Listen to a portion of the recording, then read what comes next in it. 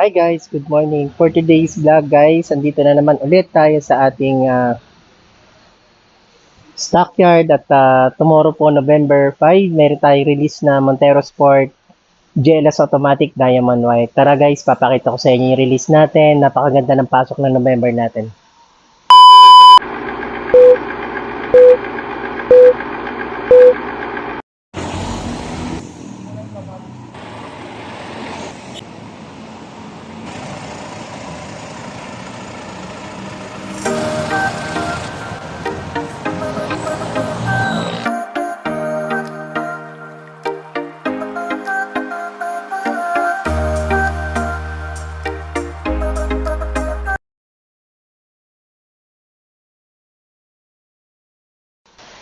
Ayan mga kabayan, ito yung ating release bukas November 5.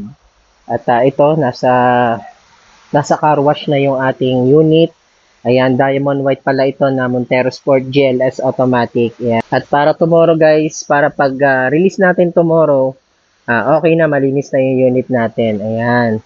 At lalagyan din natin siya ng GT spoiler na pre natin kay Sir Gio. Ayan, sir, thank you, thank you. So yan guys, marami tayong mga unit ngayon na Montero Sport manual transmission sa mga gusto mag-avail ng ating Montero Sport.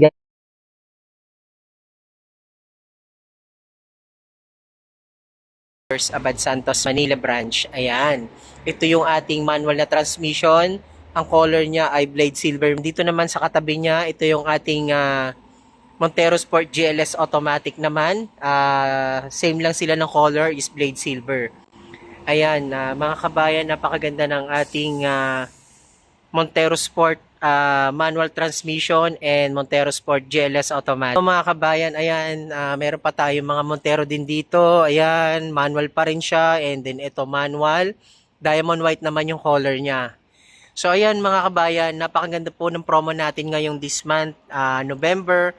At sa mga gusto mag-avail po ng ating mga Montero Sport Premium SUV, so dito lang po tayo kay Kabayan Auto PH, mag-inquire. At the same time, napakadami po ng ating freebies.